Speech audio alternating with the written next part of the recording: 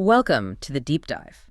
This is where we take all that reading material, that stack of sources you need to get through, and we boil it down. High-value knowledge you can use straight away. We know time's tight, so our mission, give you expertise quickly, but also thoroughly, efficiently. Right. Get straight to the core of it. Exactly. And today, we're tackling something really, really important. A skill that can honestly define a career. Mastering persuasive speaking. A big one. A huge one. But crucially, we're not just talking basic English here. We're aiming high. We're looking at influential communication, specifically at the C1 English level. That's the key distinction, isn't it? Yeah. Because our deep dive today, it's really focused on pulling out those essential bits, the structure, the specific C1 language, and the mindset you need. The mindset, to really turn your English from just, communication into a tool for real influence. Because the stakes, well, they're high here. This isn't just about talking. It's about making English a tool of leadership. You need to use the language not just to, pass on information, but to ethically move people, right? To shape direction in an organization, maybe compel action. And that means we really have to nail down the difference between, say, B2 and C1 communication when we're talking about influence. Okay. Look, if you're operating at B2 right now, that's great. Seriously. You've achieved clear, functional communication. You can handle tasks, state your view, avoid big misunderstandings. Yeah. You can definitely participate in meetings, summarize things, understand complex stuff, even if, you sometimes need to rephrase. Exactly right. But C1, well, the expectation there is a whole different ballgame. It's a huge leap from just being sufficient. Oh, so? At C1, you're expected to step up, maybe into leadership roles where your language has to actively shape opinions. You need to present sophisticated arguments, defend them well, anticipate the pushback, and ultimately, influence those big decisions, whether they're executive or academic. Right. And that's why this specific skill, persuasion, is just core. It's what you need for impact in those high-stakes situations, negotiations, leading global teams, defending a thesis, big corporate presentations, all of it. Okay, so let's unpack this a bit more. This idea that once you hit C1, English stops being just a language you know and starts acting like a leadership instrument. What's actually driving that change? It can't just be having more words, right? Oh, definitely not. It's much more strategic than just vocabulary size. It's less mechanical. The sources we looked at, they really define this transition by how three things come together.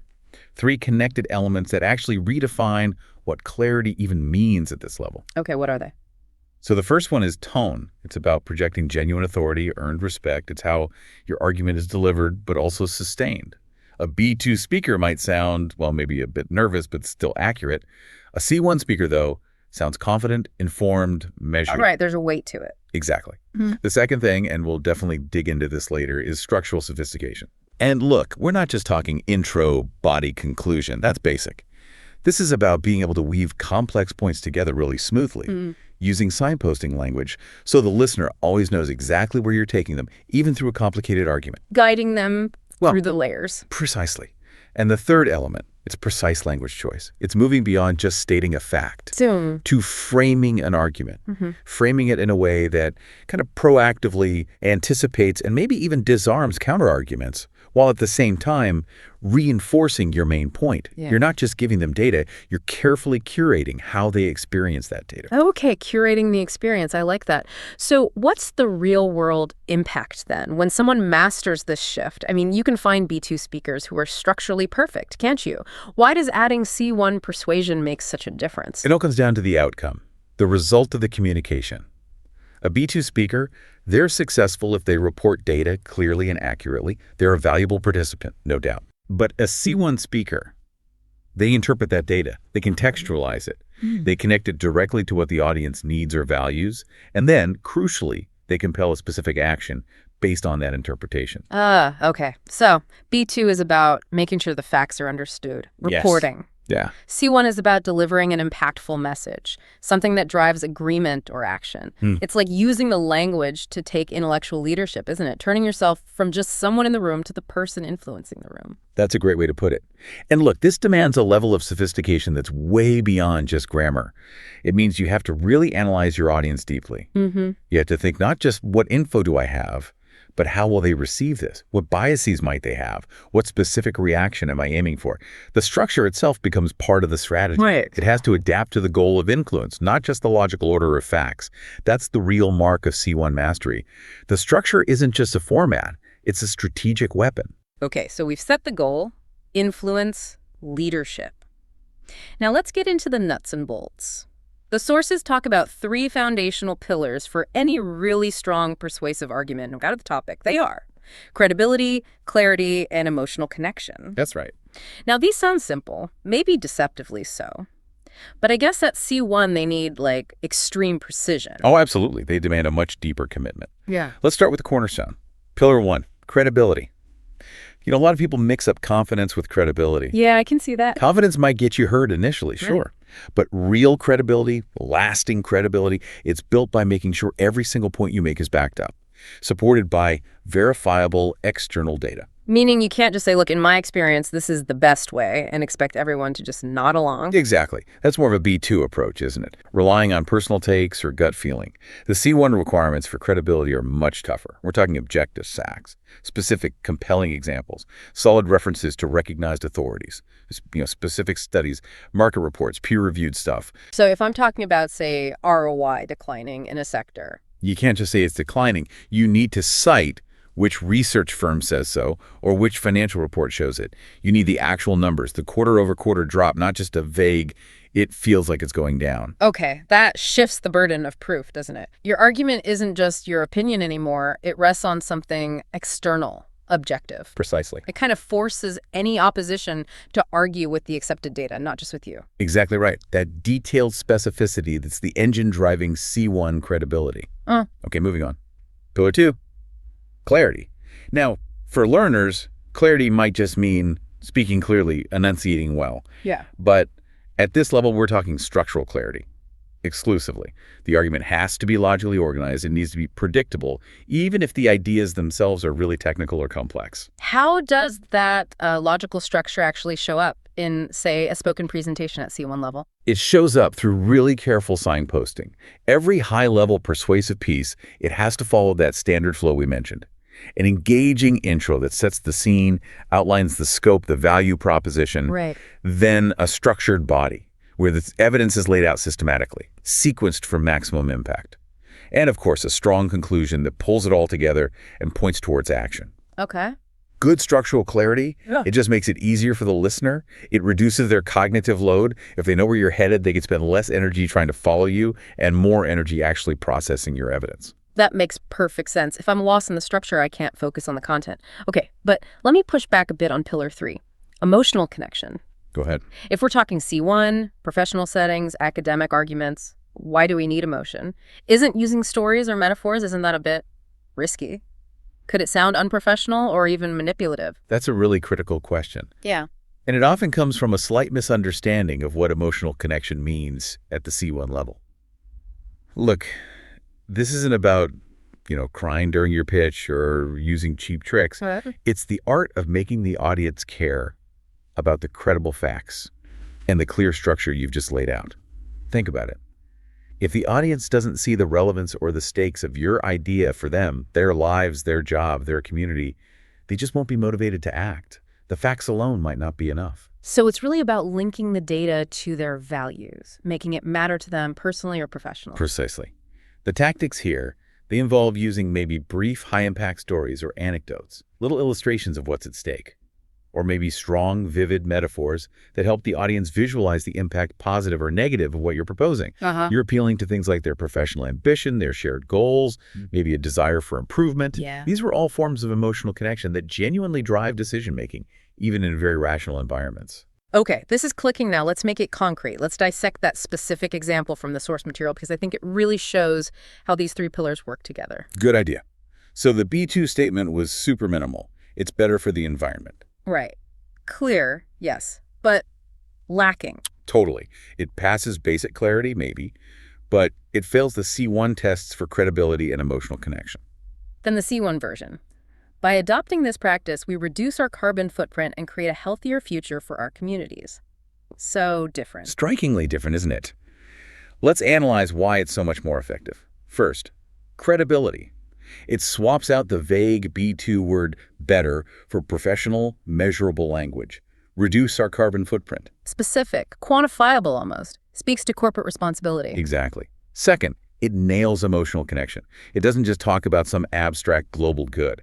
It ties the action directly to tangible local benefits, a healthier future for our communities. So it brings it home, it transforms this potentially abstract goal into something personal, an investment for everyone in that room who's part of that community. You got it. It successfully merges the credibility, the specific metric, with the emotional connection, the impact on people's lives. That integrated thinking, connecting the rational and the relevant, that's pure C1. Okay, that leads us perfectly into the language itself. We're moving beyond just organizing ideas now into the actual words and phrases that signal C1 authority. This is like the linguistic toolkit upgrade, isn't it? The specific things that make you sound authoritative, not just fluent. Absolutely. This is where you stop sounding maybe a little tentative and start signaling, hey, I've done my homework. I'm an authority here. A C1 speaker knows precisely how to introduce a claim to manage the audience's expectations about where it's coming from and how solid it is. Okay, let's go through some of these power phrases from the sources, starting with the one that underpins credibility. Research indicates that. Yeah, that phrase is strategically massive. It acts like an instant shield, right? It signals, this isn't just me talking, this is evidence-based. The psychological effect on the listener is huge. They understand the speaker is acting as a channel for established external proof. It shifts the burden if someone disagrees. They have to challenge the research, not just your personal view. You're borrowing the credibility of the source. Smart. Okay, next one. For building consensus. It's widely acknowledged that. Ooh, that's a very diplomatic and strategic phrase.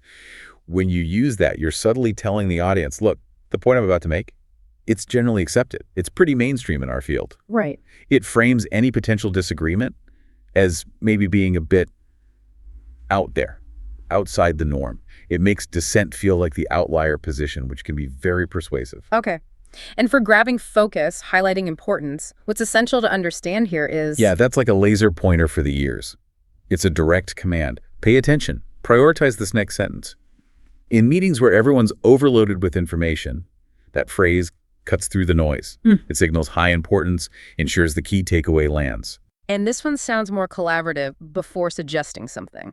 Let's consider the benefits of... Yes, exactly. Collaborative.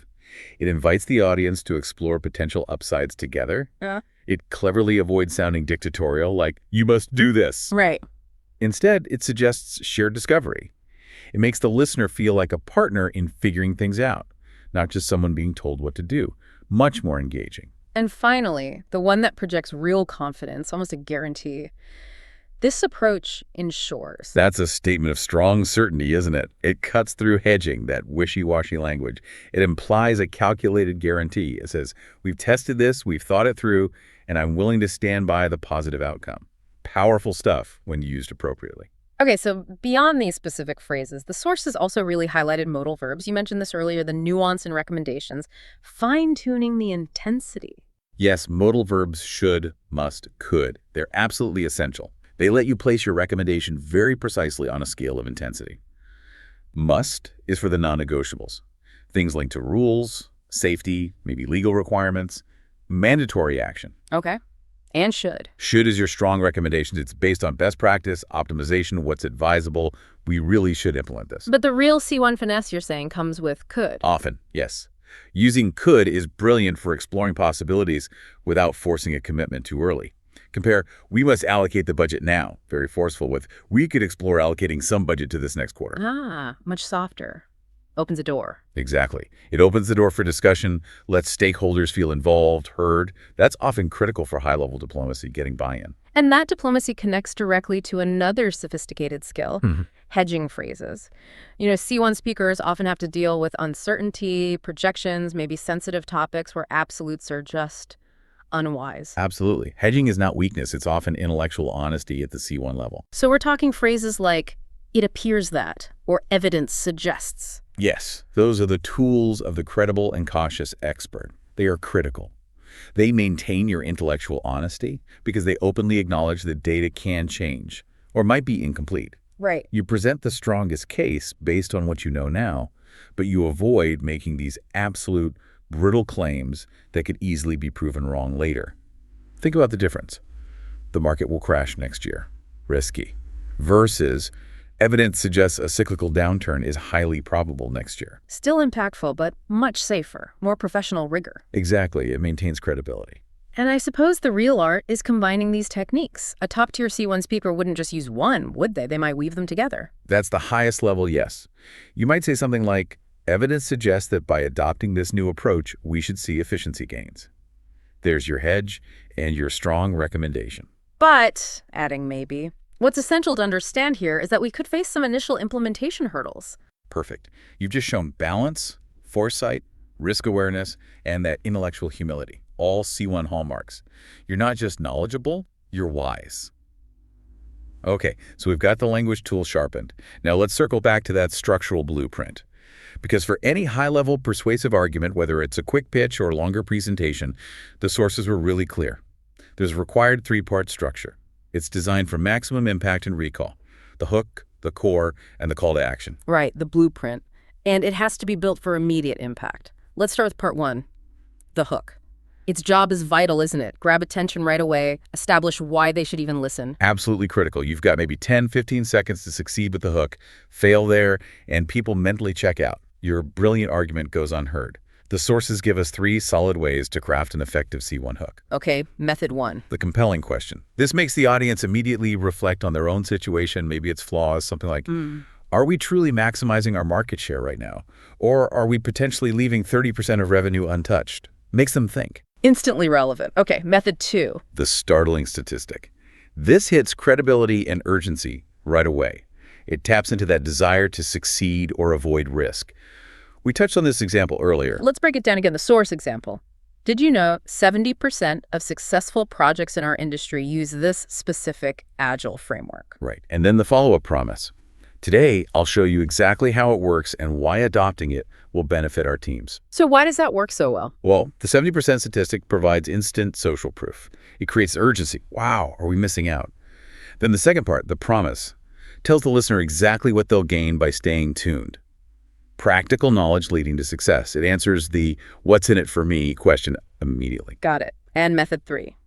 The engaging story or anecdote. Just a brief, super relevant little story. Maybe 2 sentences about a problem faced or a success achieved. This immediately activates that emotional connection pillar we talked about. Like, just 6 months ago, our team hit a critical bottleneck. It cost us 3 major clients. Today, I want to propose a system designed specifically to ensure that never happens again. Ooh, yeah, that hits hard. It connects to a shared, maybe painful memory or a common goal. Exactly. It grabs them emotionally right at the start. So the hook sets the value, the relevance, the promise. It makes the audience receptive, even eager for the main body of your argument. Okay, perfect setup for part 2. The core. This is where the heavy lifting of persuasion happens, right? This is the engine room. Yeah. The core is where you deliver the evidence, the logic. And the key requirement here is integration. You absolutely must use your C1 language toolkit. Research indicates this ensures to present your supporting facts. And connect everything back. Connect every single point back to those foundational pillars. Credibility, your evidence, clarity, your signposting, keeping them on track, and emotional connection, why it matters to them. The argument needs to unfold systematically. Often helps to have, say, 3 to 5 clear, distinct subpoints. And smooth transitions between them are crucial, telling the listener, okay, we've covered X, now let's move to Y. Keeping them oriented. So if the core is about laying out the evidence strategically, then part 3, the call to action, is about turning that evidence into actual movement. Couldn't have said it better. It's absolutely essential. A persuasive argument just fizzles out if the audience walks away thinking, okay, interesting, so what now? The call to action needs to be crystal clear, ideally measurable, and definitive. Does it always have to be a hard ask? Not necessarily. It could be a hard CTA, like, I recommend we vote on this proposal right now. Or it can be softer, more diplomatic, using those modal verbs we discussed. I invite the leadership team to meet next week to formally review these pilot results. Using invite and review. Right. But either way, the audience must know exactly what specific next step they are expected to take. That's how persuasion leads to tangible results, to actual change. Okay, so we've built this structurally perfect argument. We've used the right C1 language. But there's another layer, isn't there? A really critical one for high-level communication. Cultural intelligence, understanding that persuasion isn't a one-size-fits-all game. Oh, this is a huge differentiator between D2 and C1. A B2 speaker is often still focused on mastering the grammar rules of the language. A C1 speaker has to master the cultural rules of engagement. Because what works in one place Might totally flop or even offend somewhere else.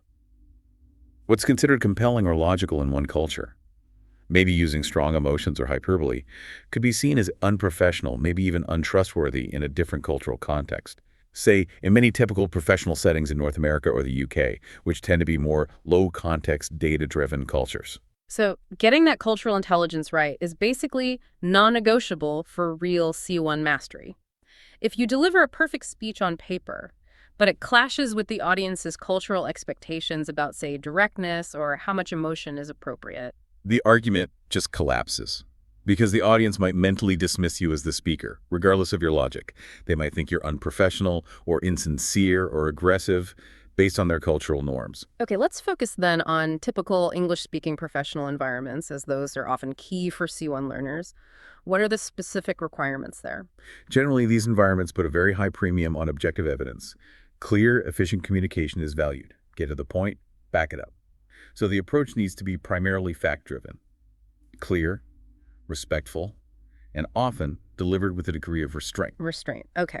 So what are the specific pitfalls a C1 speaker really needs to avoid in those settings when trying to persuade? The big warning from the sources is avoid tactics that come across as overly aggressive or excessively passionate. In many Anglo-American business cultures, things like understatement, diplomacy, handling disagreement calmly, these are often valued more highly than raw rhetorical power. So for instance, really hammering a point home repeatedly or showing obvious frustration. That might work elsewhere, but here... Here, it could backfire. It might be interpreted as a lack of emotional control, maybe even a lack of preparation or confidence in your actual argument. You risk losing credibility. That's really interesting. So someone who relies too much on just emotional appeal without constantly grounding it in evidence might actually be seen as lacking rigor, even if they genuinely believe what they're saying. Precisely. Data and logic generally need to come first. The diplomacy, the C1 finesse, comes through using those hedging phrases we talked about, respectfully acknowledging counterarguments while I understand the concern about X, and carefully adapting your tone, matching the seriousness, the formality of the specific situation. Right. Real C1 persuasion is about that adaptability, tailoring your delivery style to match the psychological and cultural expectations of that specific audience to ensure your facts actually land effectively. It's the ultimate strategic flexibility, then. Knowing when to use the strong conviction of this approach ensures versus the careful diplomacy of evidence suggests we might perhaps consider, and basing that choice entirely on the audience and the situation. You've nailed it. That's advanced communication. Enjoy. Okay, to really make all of this stick, let's bring all these threads together. Let's properly dissect that role-play example sentence provided in the sources, because honestly, it's like a mini masterclass. A perfect snapshot of C1 persuasion in action packed into one short pitch. Right, the pitch to the internal team. It was. Team, by implementing this new process, we can increase efficiency by 20%, reduce costs, and improve collaboration. Research indicates similar companies achieve success within 6 months. Let's consider piloting this next quarter. Okay, let's break it down. So if we analyze this using our C1 pillars and structure, you can see why it works so well. First, the speaker starts with immediate clarity, focuses right on the core benefits, increase efficiency by 20%, reduce costs, and improve collaboration. Quantified gain 20%, and appeals directly to things the team likely values: efficiency, cost savings, teamwork. Exactly. That's instant clarity and emotional connection right there. Specific, measurable benefits that resonate with the audience's professional goals and maybe shared values. Okay, what's next? Second, the speaker instantly brings in the credibility pillar. They use that C1 toolkit language. Research indicates similar companies achieve success within 6 months. Research indicates. There it is. Yep. Backing up the claim with external evidence, not just opinion. And adding a time frame within 6 months adds accountability, makes it seem less risky, more concrete. They used an authoritative phrase correctly. Okay. And the ending. And critically, notice the seamless transition to the call to action. But look how they do it. They use that diplomatic modal verb we discussed. Let's consider piloting this next quarter. Right. Not we must pilot or even we should pilot. It's let's consider. Exactly. It's not a forceful command.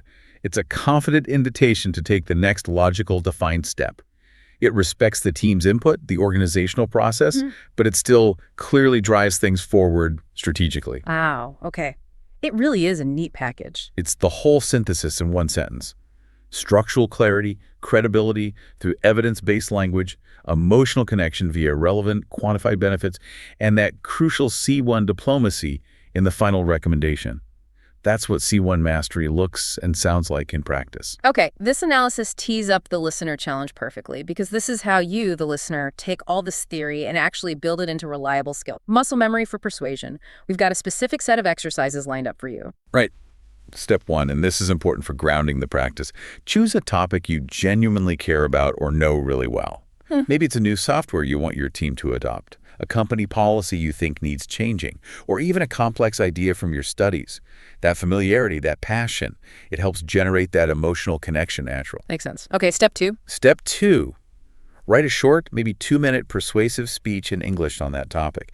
And as you write, you have to consciously weave in at least 3 of those specific C1 phrases we analyze, like research indicates that, or what's essential here is, and stick rigorously to that hook, core, call to action structure. Every point you make in the core needs some kind of backing or support. Okay, write it out, structure it, use the phrases, then. Step 3 is absolutely crucial for improvement. Record yourself delivering the speech, then listen back. Critically. Ouch. But necessary. Totally necessary. You need to analyze it. Note specific things to improve.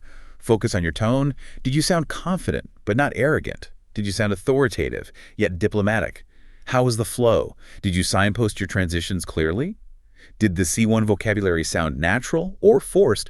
Be honest with yourself. Okay, and for those who really want to accelerate their learning. Step 4 is the extra mile, the real challenge. Deliver that speech to someone you trust to give you honest, critical feedback.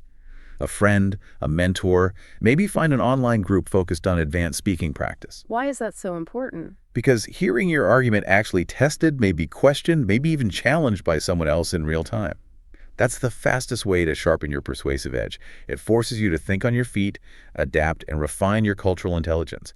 It's invaluable. #tag outro. Right. We have covered a lot of ground today, a really deep dive. I think the core message here is that mastering C1 persuasive speaking, it's not really about just nailing complex grammar points, is it? It's about achieving clarity, confidence, and that cultural awareness all at the same time. It's strategic. Absolutely. It's communication as strategy. And look, when you consciously start integrating these techniques, the structural blueprint, the evidence-based language, the smart use of modal verbs, that vital cultural adaptation, you will find yourself feeling much more natural and just fundamentally more effective in those high-stakes moments. Yeah. Whether you're presenting to the board, trying to close a deal with a major client, or maybe even just making a case for a promotion. And that feeling, that sense of being able to exert effortless, ethical influence, that's really the ultimate reward of C1 language mastery, isn't it? It really is. Which brings us to maybe one last thought, a provocative one for you, the listener, to take away and think about. Okay. We've spent a lot of time talking about applying these principles in formal settings, presentations, meetings. But consider this. How many chances do you miss every single day? In routine interactions, like suggesting a better workflow in a quick team chat, or clearly articulating a personal boundary with someone, maybe even trying to convince your kids about something. How often could you be using these core C1 principles, credibility, clarity, connection, in those everyday moments? The instant you truly internalize this structure, this way of thinking, and start applying it not just for big speeches, but as a daily communication habit, well, that's when your ability to influence, your leadership potential, really starts to transform, something to mull over. Definitely something to think about. Thank you for joining us for this deep dive into persuasive mastery. Go out there and influence.